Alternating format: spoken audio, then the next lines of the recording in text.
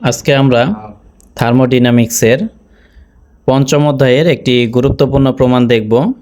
প্রমাণটি হলো যে প্রমাণ করো যে তাপমাত্রা বৃদ্ধির ফলে অন্তর্নিহিত শক্তির পরিবর্তন ইকুয়াল mcv T2 - T1। তাহলে সমাধানে আমরা লিখব, মনে করি 1 কেজি গ্যাসকে সম আয়তনে তাপ প্রয়োগ করে T1 তাপমাত্রা হতে T2 তাপমাত্রায় উন্নীত করা হলো। তাহলে আমরা জানি যে কোনো একটি গ্যাসে তাপ প্রয়োগ করা হলে এই তাপ দুটি কাজে লাগে। একটি হলো গ্যাসের অন্তর্নিহিত শক্তি বৃদ্ধি করে, আর দ্বিতীয় হলো আয়তন প্রসারণ ঘটে, যার ফলে বাহ্যিক কৃতকাজ ঘটে। তাহলে আমরা লিখব বাহ্যিক কাজের পরিমাণ। বাহ্যিক কাজের পরিমাণ টোটাল কাজ বের করব, সেজন্য উভয় পক্ষে ইন্টিগ্রেশন করে দিব। আর কাজের পরিমাণ DW, এটার সূত্র হলো PdV। তাহলে DW ইকুয়াল PdV, আর যেহেতু আমরা মোট কাজের পরিমাণ বের করব সেজন্য উভয় দিকে ইন্টিগ্রেশন করে দেব। এখন ইন্টিগ্রেশন DW, এটার মান হলো W। আমরা সমাকলনের একটি সূত্র জানি, সূত্রটি হলো যে ইন্টিগ্রেশন dx ইকুয়াল x। তো যদি ইন্টিগ্রেশন dx ইকুয়াল x হয় তাহলে ইন্টিগ্রেশন DW ইকুয়াল W হবে। ইকুয়াল দিলাম, যেহেতু এখানে সম আয়তনে প্রমাণটি সলভ করতেছি বা পরীক্ষাটি করতেছি, সেজন্য আয়তনে কোনো বৃদ্ধি ঘটবে না। তার মানে ডিভি ইকুয়াল কত হবে? 0 হবে। তো ডিভি ইকুয়াল কি? 0। তো ডিভি ইকুয়াল যদি 0 হয়, এখানে 0 নিলে 0-র সাথে যা গুণ করব সব কিছুই এভরিথিং 0 হয়ে যাবে, সেই জন্য এখানে 0 নেওয়া হয়েছে। তারপরে তাপের পরিমাণ কিউ ইকুয়াল হবে mcv T2 - T1। যেহেতু এখানে আমরা 1 কেজি ভরের গ্যাস নিছি, সেক্ষেত্রে m এর মান 1 কেজি হবে। তাহলে m এর মান এখানে 1 কেজি নিব, cv নিব, T2 - T1 নিব। এখন সিবির সাথে 1 গুণ করলে cv, আর এখানে T2 - T1 আছে, T2 - T1 নিলাম। এখন জুলের সূত্র অনুসারে আমরা জানি যে অন্তর্নিহিত শক্তির বৃদ্ধি তাপমাত্রা বৃদ্ধির সমানুপাতিক। ডিইউ হলো অন্তর্নিহিত শক্তির বৃদ্ধি বা পরিবর্তন, আর ডিটি হলো কি? তাপমাত্রার বৃদ্ধি বা পরিবর্তন। তাহলে অন্তর্নিহিত শক্তির বৃদ্ধি বা পরিবর্তন তাপমাত্রার বৃদ্ধি বা পরিবর্তনের সমানুপাতিক।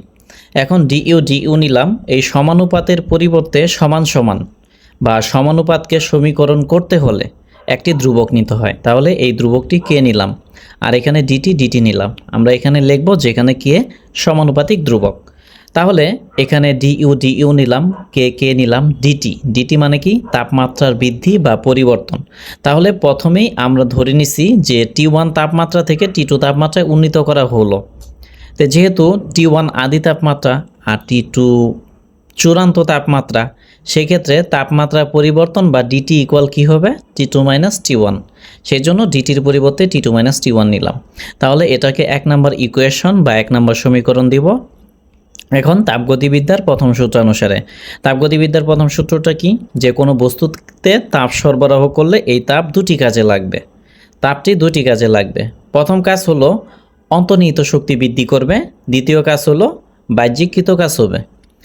তাহলে কিউ এর মান আমরা কি পাইছি? কিউ এর মান পাইছি সিবি T2 - T1, আর ইন্টিগ্রেশন ডিডাব্লিউ বা ডাব্লুর মান কত পাইছি? 0। তাহলে কিউ এর মান সিবি T2 - T1 আর ডাব্লু এর মান 0। তাহলে কিউ এর মান সিবি T2 - T1 বসাই দিব, আর ডাব্লু এর মান 0 পাইছি, আর ডিইউ এর মান আমরা কে ইন্টু T2 - T1 পাইছি। তাহলে ডিইউ এর মান কে ইন্টু T2 - T1 বসাই দিলাম। তাহলে এখানে সিবি থাকলো, T2 - T1 থাকলো, ইকুয়াল থাকলো, আর এখানে 0-র সাথে এটা যোগ করলে এটাই হবে। তাহলে এটা লিখলাম। এখন উভয় দিক থেকে T2 - T1 কাটা দিব বা বাদ দিব। তাহলে এখানে থাকবে সিবি আর এখানে থাকবে কে। তাহলে বলতেই পারি কে ইকুয়াল সিবি। তাহলে কে কি ছিল? কে ছিল ধ্রুবক, এক কথায় অন্তর্নিহিত শক্তি পরিবর্তনের ধ্রুবক, যার মান কি পাইলাম? সিবি। তাহলে আমরা বলতেই পারি অর্থাৎ অন্তর্নিহিত শক্তির পরিবর্তনের ধ্রুবকটি হবে সিবি। এখন এই যে কে এর মান সিবি পাইলাম, এটা আমরা 1 নাম্বার ইকুয়েশনে বসাই দিব এখানে।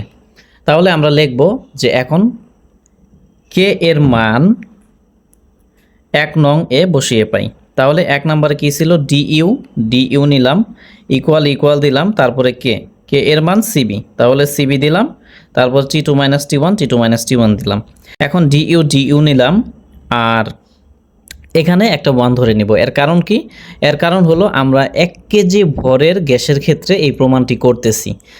তো যেহেতু 1 কেজির জন্য নিচ্ছি, সেজন্য এখানে 1 ধরে নিব। তারপরে ইন্টু দিলাম, সিবি দিলাম, টি2 - টি1 দিলাম। এখন যেহেতু আমরা 1 কেজি ভরের জন্য এই পরীক্ষা বা এই প্রমাণটি করতেছি, সেজন্য এখানে 1 নিলাম। কিন্তু গ্যাসের ভর শুধু 1 কেজি হবে এর কোনো মানে নেই, যে কোনো ভরের গ্যাসই হতে পারে, 1 কেজি, 2 কেজি, 1.5 কেজি, 2.5 কেজি, যে কোনো এনিথিং। সেজন্য আমরা লিখব যে 2 নং সমীকরণটি 1 কেজি গ্যাসের ভরের জন্য প্রযোজ্য, কিন্তু যে কোনো ভর m কেজি এর জন্য 2 নং সমীকরণে 1 এর পরিবর্তে m বসাতে হবে। এক্ষেত্রে সমীকরণটি দাঁড়ায়, মানে এখানে 1 কেজি নেওয়া হয়েছে, গ্যাস তো শুধু 1 কেজি থাকবে না, এনিথিং, যে কোনো কিছু থাকতে পারে। তাহলে এই ক্ষেত্রে আমরা যে কোনো ভরের গ্যাসই নিব, তো সেই জন্য 1 এর পরিবর্তে আমরা এখানে 1 দিব। তাহলে 1 দিলে কি হবে? ডিইউ, আর 1 এর পরিবর্তে m, আর সিবি টি2 - টি1 এটা নিলাম। তাহলে m এর সাথে সিবি গুণ করলে mcb, আর এখানে টি2 - টি1 নিলাম। তাহলে সুতরাং আমরা বলতেই পারি যে তাপমাত্রা বৃদ্ধির ফলে অন্তর্নিহিত শক্তির পরিবর্তন ইকুয়াল টু mcb টি2 - টি1। এটাই প্রমাণিত।